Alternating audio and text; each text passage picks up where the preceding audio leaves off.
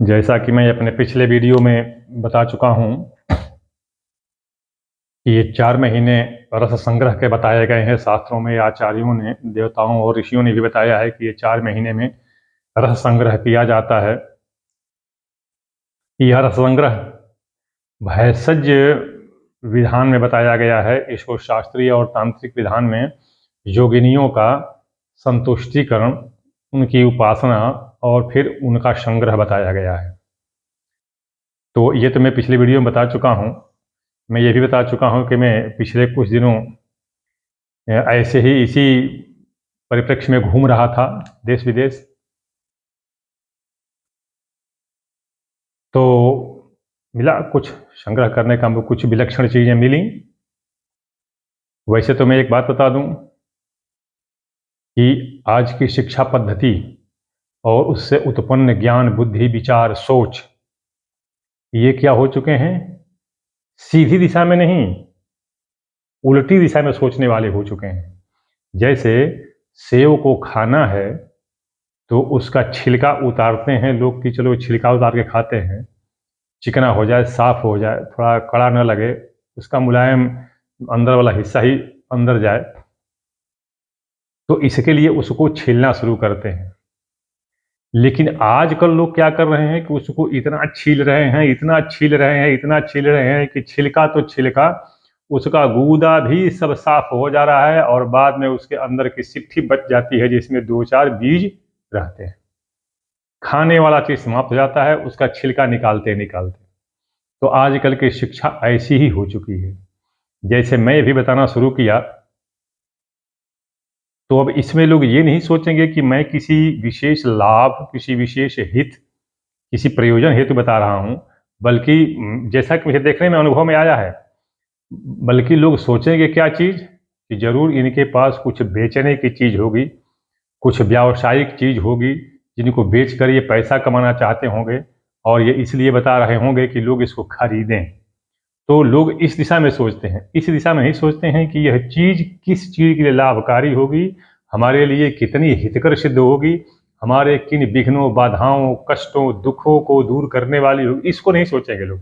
बस ये सोचेंगे कि हो न हो जरूर इन्होंने लाया है इसको और इसको इनको बेचने की ज़रूरत है, तो इसलिए यह जो है इसको प्रचारित कर रहे हैं, वीडियो के माध्यम से बता रहे हैं। तो कोई बात नहीं है, इसमें कोई ये दो राय नहीं है और कोई विचित्रता नहीं है। यह जो आधुनिक शिक्षा है उससे उपजे ज्ञान का परिणाम है। जैसा बताया कि उससे उससे जो है ना, मतलब कि जो सीधी सादी चीज़ है, जो हित वाली चीज़ है, उसको नहीं सोचेंगे, उसको कुछ दूसरी दिशा में सोचेंगे, जिसको हम पॉजिटिव निगेटिव कहते हैं। तो सकारात्मक सोच नहीं आएगी, नकारात्मक सोच आ जाएगी। भाई सेब का छिलका छीलने वाले की इसको मीन मेख निकालते निकालते निकालते निकालते इतना वितर्क कुतर्क करेंगे कि उसकी मूल भावना ही समाप्त हो जाएगी और फिर बाद में मन में ये घर करा लेंगे, जबरदस्ती घर करा लेंगे कि हो न हो पंडित जी के बताने के पीछे कोई न कोई इनके स्वार्थ का कारण है, इनको व्यवसाय करना है, इनको अपना सामान बेचना है, इसलिए प्रचार कर रहे हैं। तो भाई इसके लिए तो कहीं कुछ नहीं किया जा सकता, क्योंकि इस सोच और इस विचारधारा को मैंने नहीं बदल सकता। एक व्यक्ति को बदलना आसान है, लेकिन पूरी एक प्रणाली को, मतलब it is very hard to fight with the system. We can easily fight with the individual, लेकिन ये एक सिस्टम से लड़ाई करना बड़ा मुश्किल है। तो जो भी हो, अब इसमें दुर्भाग्य और सौभाग्य आता है तो उसका कोई क्या करे, क्योंकि दुर्भाग्य की अवस्था ऐसी होती है जो बलवान होती है और सौभाग्य की अवस्था कमजोर होती है।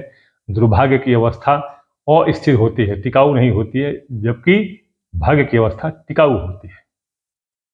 झूठ जल्दी प्रभावी होता है लेकिन उसके पैर नहीं होते, जल्दी ही वह धड़ाम गिर भी जाता है। सत्य के पैर होते हैं, मजबूत होते हैं, लेकिन थोड़ा देर से वह अस्थायी हो पाता है। तो मैं इस संबंध में एक बात बता दूं, एक छोटी सी अंतर कथा मैं आपको बता दूं कि एक बार भगवान शिव और माता पार्वती विश्व भ्रमण पर निकले थे। एक जगह हो गए, देखे कि तालाब के किनारे एक बेचारा भूखा ब्राह्मण बहुत ही निरीह अवस्था में लोग, आने जाने वाले लोगों से, जो उस पोखरे पर तालाब बना हुआ था वहां पर आने जाने वाले लोगों से कुछ खाने के लिए मांग रहा था और जिसको जो कुछ होता था कुछ कोई एक मीठा, कोई कुछ भी फल एक दे दिए, फेंक दिए। तो इस तरह से वो मांग रहा था। माता जी को बड़ा दया आ गई। उन्होंने भगवान शिव से कहा कि हे भगवान, जब आप आ ही गए हैं विश्व भ्रमण पर, तो कुछ उपकार, कुछ भलाई का काम भी करते चलें। देखिए, एक ब्राह्मण है बेचारा, भूखा, निरीह, निर्बल, गरीब, दुखियारा है, इसकी थोड़ी सहायता करते चलें। भगवान शिव ने बोला कि ठीक है, मैं देखता हूँ।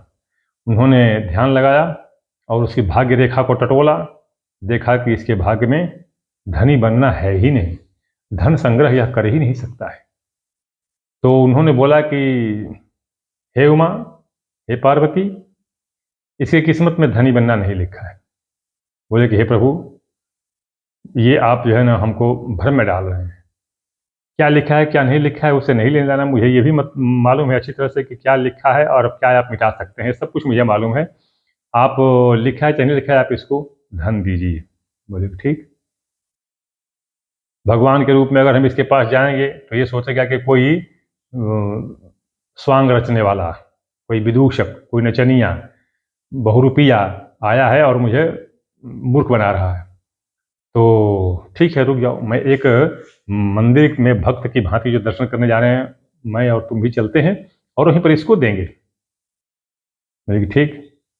तो भगवान ने सोने की थाल में सारे व्यंजन जितने होते हैं, अच्छे अच्छे दिव्य व्यंजन, सजा करके और ले जा करके और उस भिखारी को बोले कि हे ब्राह्मण देवता, यह लीजिए भोजन, भोजन कीजिए और इस पात्र को अपने पास सुरक्षित रखिए।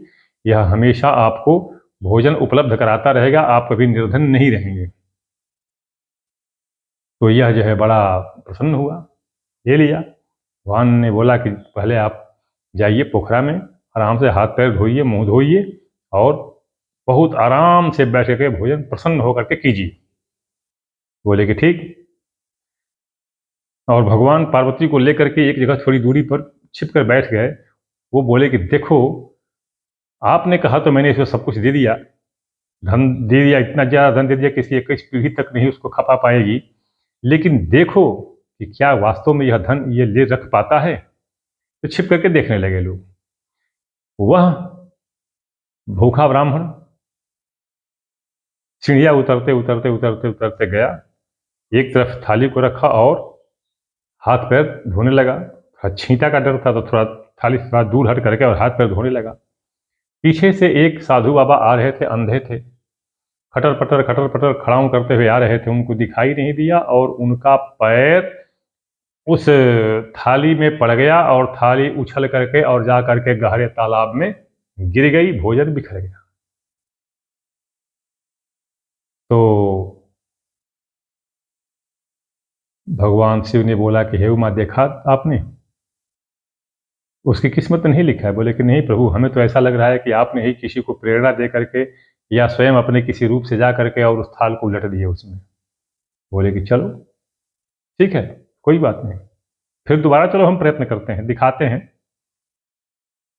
वह जो है ब्राह्मण बेचारा हाथ मलते पछताते हुए वहां से निकला और चल दिया, फिर दूसरी तरफ चल दिया। बोला कि अब यहाँ पर नहीं लिखा है हमारी किस्मत में भोजन। चलने लगा। भगवान ने रास्ते में ही उसको सोने की ईंट रख दी। जिस रास्ते से जा रहा था वहीं पर इसने सोने की ईंट रख दी और दूर खड़े होकर लोग प्रतीक्षा करने लगे। यह ब्राह्मण जब चलने लगा तो मन में विचार कर रहा था कि आज भोजन मिला भी फिर भी मेरे हाथ से चला गया, कैसी बदकिस्मती है। लेकिन बड़ा अजीबोगरीब है कि मैं पोखरा में, मैं उस तालाब में उतर रहा था तो बड़ा संभल संभल के उतर रहा था और वह अंधा कैसे उतना तेजी से उतर रहा था। आंख उसकी नहीं फिर भी तेजी से उतर रहा था, मेरी आंख से फिर भी मैं बहुत धीरे उतर रहा था। रुक जा, मैं भी देखता हूं कि मैं भी अंधा बन के चल सकता हूं कि नहीं। और बस वो आंख बंद करके चलने लगा। रास्ते में ईंट पड़ी थी, ईंट को लांघते हुए वह आगे निकल गया। भगवान बोले कि अब बताओ, यहां पर तो मैं गया नहीं था। भगवान ने पार्वती से कहा कि पार्वती, देखा है आपने, मैं तो वहां पर गया नहीं था, अब बोलो क्या कहे देंगे इसके बारे में। तो माँ पार्वती बोले कि चलिए ठीक है, जब विधाता ने यही है विधा विधना में लिखा है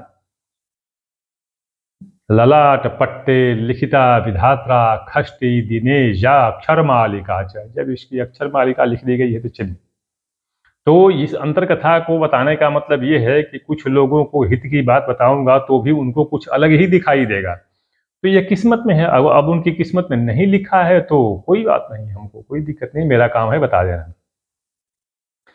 अभी मैं बताऊं आपको कि तांत्रिक मांत्रिक विधान तो मैं अनेकों बता चुका हूं।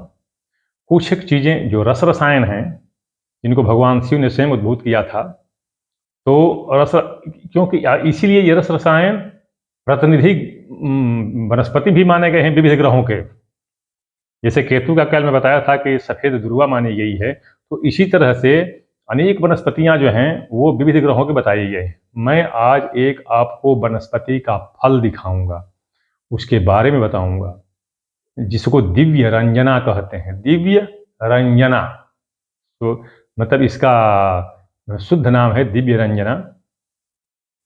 जबकि इसको जो स्थानीय लोग थे और मैं कहते हुए सुना था उनको, तो शिव मौली इसको, जो विजयनगर है, आंध्रा में विजयनगर है, तो वहाँ पर शिवमौली या ऐसा ही कुछ नाम कहते हैं, सुमौली शिवमौली ऐसा ही कुछ कहते हैं।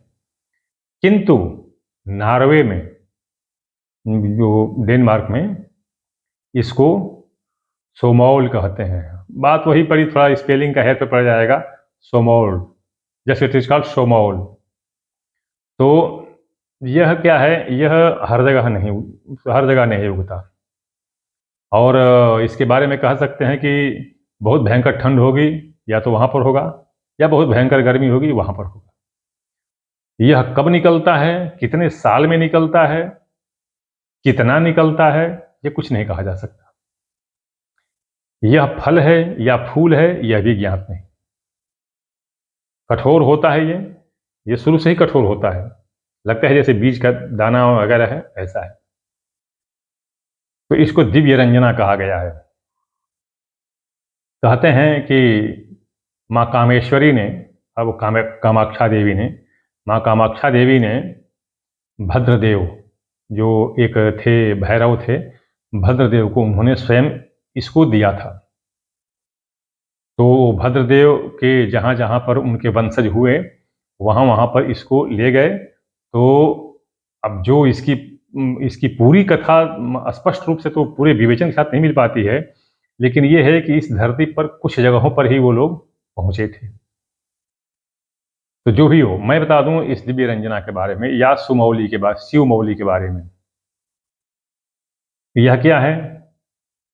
भूत प्रेत, नजर, जादू टोना, या किसी ने कुछ कर दिया है, भूत बाधा आदि किसी ने कुछ जादू मंत्र कर दिया है, या ग्रहों की बड़ी विकट स्थिति, जैसे कोई ग्रह अस्त हो लेकिन शुभ ग्रह हो, उस पर किसी पाप की दृष्टि हो, दूसरा शुभ ग्रह किसी अशुभ स्थान में बैठे, मतलब इस तरह से जो जिसको उलझनात्मक स्थिति हो जाती है ग्रहों की, और किसकी शांति करें किसकी शांति न करें, किसका रत्न पहने किसका न पहने, किसका उपाय करें। तो ऐसी स्थिति जब आती है तो उस स्थिति में इस दिव्य रंजना को धारण करते हैं। ये तो मैं बता दिया। इसको, इसका विशेष लाभ मिल सकता है किसको? जो व्यापारी है, व्यवसायी है, दुकानदार है, जिसकी दुकान है, उसके लिए तो यह बिल्कुल वरदान स्वरूप है, वरदान स्वरूप है। और यह मात्र लिखा गया है, ये इसी से मैं नहीं कहता, यह प्रत्यक्ष में देखने को भी आया है। जो बेचारे कर्ज से डूब गए, जिनका व्यवसाय चौपट होने लगा, जिनकी दुकान समाप्त प्राय हो गई, ऐसी मतलब दिवालिया होने की स्थिति आ गई है, वैसी स्थिति में इसको धारण करने से आशातीत लाभ मिलता है और लोग पुनः अपनी पूर्व अवस्था पर आए हैं, ऐसा मुझे देखने को मिला है। और बड़े बड़े सेठ व्यापारी, जौहरी की मैं बात बता रहा हूं, ये इससे लाभान्वित हुए हैं। तो यह जब ये हो जाए कि बिल्कुल बहुत बहुत विकट स्थिति आ गई है, किस ग्रह की शांति करें, किस ग्रह की न करें, इसकी करते हैं तो वो अशुभ में पड़ा हुआ है, तो इस तरह से जो समझ में नहीं आता है। और जो बताया कि अभिचार किया गया हो, अभिचार बताया गया है, अथर्ववेद में बताया गया है, अभिचार कहा गया है। तो अभिचार की स्थिति में इसको धारण करते हैं, इसका प्रयोग करते हैं।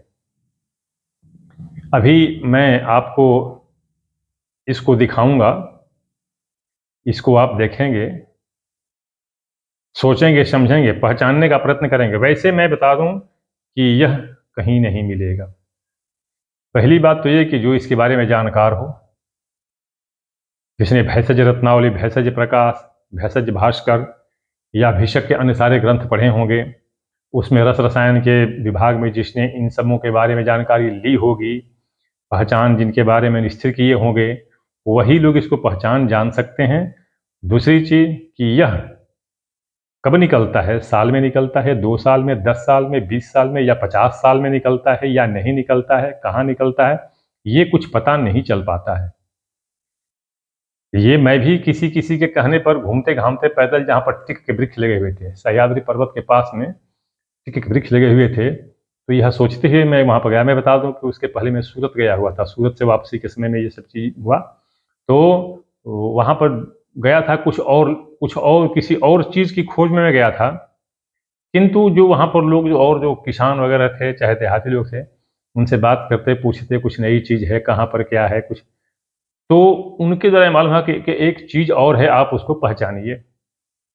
मैं बोला आपको मिल जाएगा, कहते कि उनको कुछ पैसा देंगे तो ज़रूर दे देंगे। तो मैं देखने गया, मैं देखा तो उसको पुरानी बातें सोचते, जानते, कुछ करते, देखते, उनका अपने साथ में निराकरण करते, फिर मैं पाया कि यह दिव्य रंजना ही है, सुमौली ही है। तो फिर मैं पूछा, तो जो जिस व्यक्ति के घर के खेत के पास था, उससे पूछा कि वो तो एक तो हिंदी उसको समझ नहीं आती थी, इसमें पूछा तो वो बताया कि इसको सुमौली कहते हैं। एक ने थोड़ा अच्छी तरह से बताया कि इसको शिवमौली कहते हैं।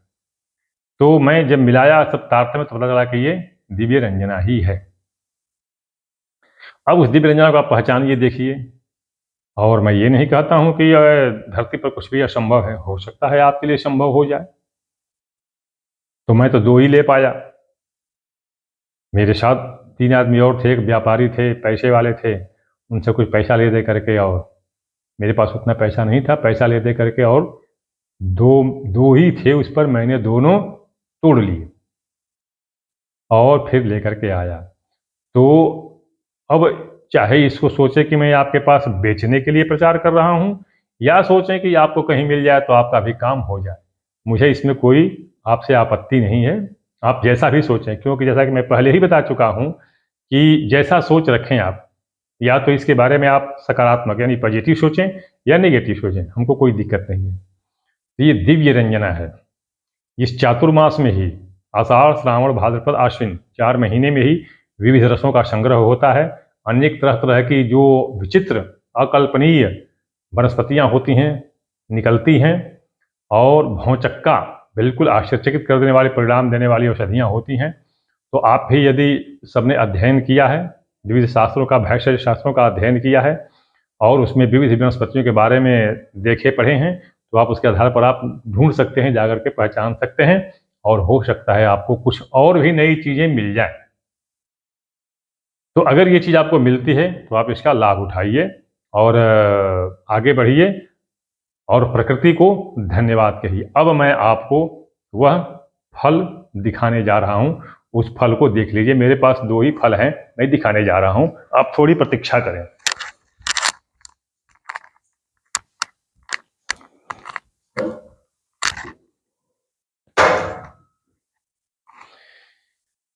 यह देखें,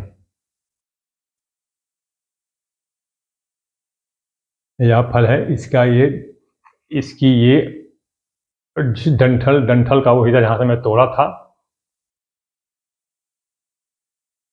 ये ऐसा ही इसका रूप होता है, ऐसा ही इसका रूप होता है। यह बहुत कठोर होता है, बिल्कुल पत्थर के समान सख्त होता है, बहुत कठोर होता है। अब पता नहीं कैसे, मुझे मालूम कि वहाँ पर जो केरल और उधर की जो जितने भी चीज़ होते हैं वो बड़े कठोर होते हैं, बहुत कठोर होते हैं, जैसे नारियल होता है। तो क्या पता वैसा ही कोई इसमें भी कोई विचित्रता हो। तो ये बहुत कठोर होता है, बहुत कठोर। ये मेरे पास 2 हैं, ये दोनों जहाँ पर डंडी से तोड़ा था वो ये है, और ये इस तरह का इसका रूप होता है, आप देख सकते हैं। इसको क्या कहते हैं? दिव्य रंजना।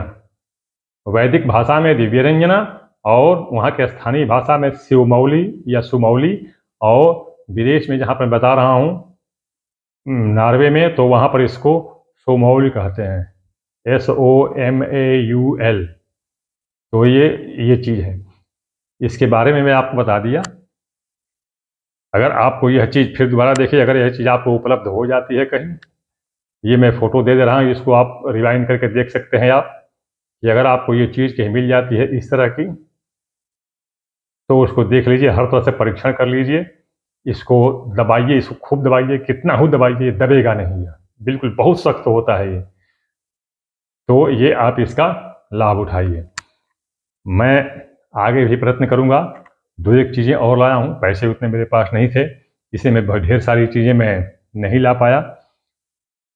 तो कोशिश करूँगा कि अगली वीडियो में उन सब चीज़ों को भी आपको दिखाऊँ। ओम नमः शिवाय।